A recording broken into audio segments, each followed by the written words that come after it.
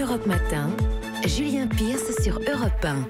6h16 sur Europe 1. Bonjour Florent Guéguin. Bonjour. Vous êtes directeur de la Fédération des acteurs de la solidarité. Il y a un an, jour pour jour, Emmanuel Macron s'engageait à ce qu'il n'y ait plus aucune personne qui ne dorme dans la rue d'ici la fin 2017. C'est une promesse qui n'a pas été tenue. Oui, c'est une promesse qui a créé énormément d'espoir et d'attente, d'abord pour les personnes concernées, mais aussi pour les associations qui les accompagnent.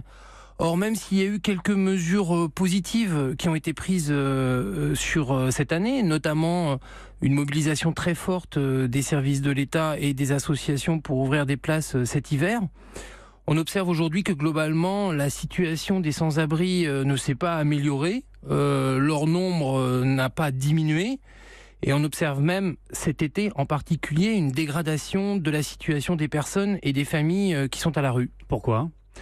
Il y a plein de raisons à ça. D'abord, malheureusement, l'État continue cette politique dite de gestion au thermomètre de la prise en charge des sans-abri qui veut que on ouvre des places supplémentaires l'hiver, à partir du 1er novembre, et on les ferme à partir du 31 mars, avec le plus souvent des remises à la rue sèches des personnes.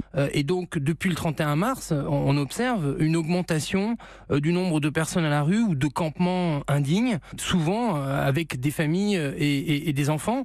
On voit aussi des restrictions budgétaires très dures, sur le financement de l'hébergement, des réductions de financement pour les nuits d'hôtel dans plusieurs grandes villes, avec là encore des remises à la rue des personnes à un moment où on sait que l'été, la situation des personnes à la rue est extrêmement sensible et dangereuse. Parce que l'été, c'est une saison où les sans-abri meurent autant qu'en hiver ? Bien sûr, les dangers de la rue sont aussi importants l'été que l'hiver. On voit bien les personnes exposées aux très fortes chaleurs, aux problèmes de déshydratation, aux problèmes de maladies cardiovasculaires, maladies de peau, etc.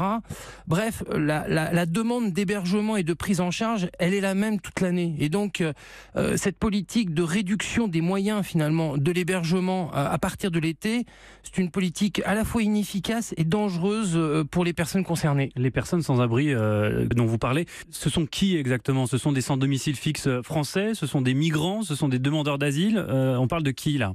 Vous avez des profils assez différents. Vous avez à la fois des hommes seuls, isolés, avec des problématiques de désocialisation et aussi des problématiques de santé, d'addiction. Ça, je dirais que c'est le profil du sans domicile fixe classique, mais auquel s'est ajoutée une nouvelle population, notamment en famille. Nous, on observe, quand on regarde les chiffres du 115, le numéro d'appel d'urgence, qu'une personne sur deux qui appelle le 115, donc pour demander un hébergement, aujourd'hui est en famille. Et ça, c'est une donnée nouvelle. Vous avez aussi des femmes seules ou des femmes avec enfants qui doivent quitter leur domicile pour des problématiques de violence conjugale et qui demandent un hébergement.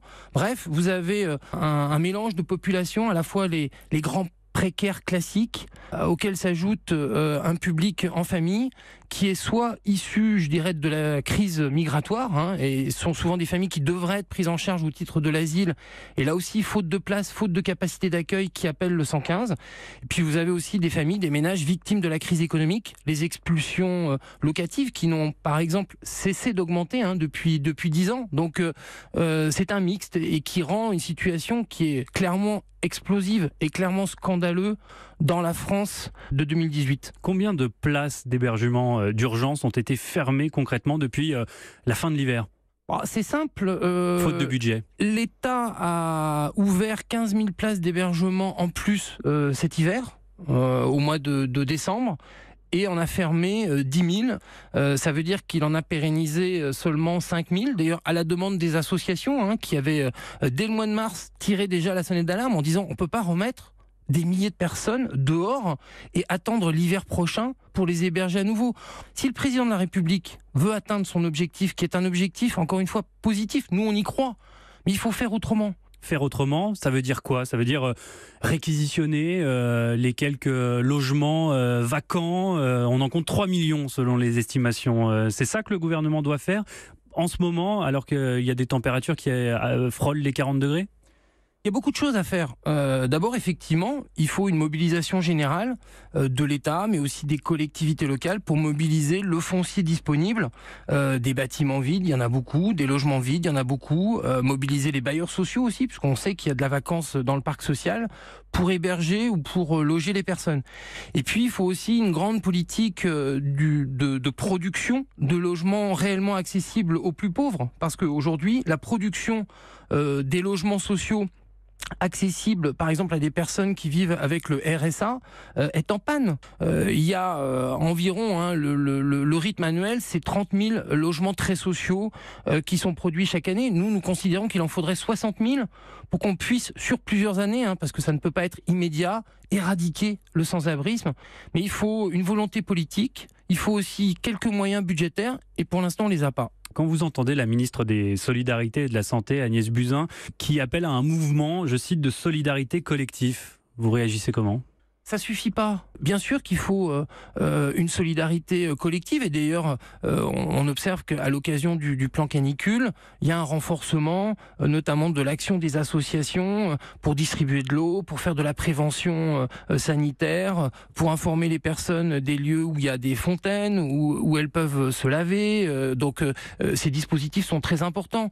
Mais on voit bien que ce sont pas ces types de mesures qui permettent de sortir de manière structurelle de la crise des sans-abri. Donc oui, il faut une mobilisation collective, mais il faut surtout un engagement de l'État, parce que je rappelle que de par la loi, c'est l'État qui est responsable du droit à l'hébergement en France. Or, aujourd'hui, ce droit n'est pas mis en œuvre pour une majorité de personnes qui vivent dehors. Est-ce que la baisse des APL de 5 € par mois depuis septembre dernier, vous la ressentez concrètement sur le terrain ? Oui, on a eu une rafale de mesures négatives contre les personnes les plus pauvres. La baisse des APL, c'est évidemment une fragilisation des personnes qui certes ont un logement, mais qui ont des difficultés à payer leur loyer à la fin du mois. Et effectivement, moins 5 € sur des ménages très pauvres, ça pèse beaucoup. Pour une personne qui est au RSA et qui gagne 500 € par mois, qui a du mal à financer son loyer, c'est considérable. Mais il y a eu aussi d'autres mesures. Par exemple, nous regrettons le report du plan pauvreté, parce que dans le plan pauvreté, nous attendons des mesures à l'égard de l'hébergement et de l'accès au logement des personnes sans abri. Et encore une fois, on a considéré que finalement la lutte contre la pauvreté, c'était pas prioritaire, ça pouvait encore attendre quelques mois. Quand il s'agit de s'occuper de la pauvreté, on a toujours le temps dans ce pays. Nous considérons, les associations considèrent qu'on n'a plus le temps d'attendre, que la pauvreté n'attend pas et qu'il faut agir maintenant. Merci Florent Guéguin d'avoir été mon invité ce matin sur Europe 1. Je rappelle que vous êtes directeur de la Fédération des acteurs de la solidarité. Europe 1.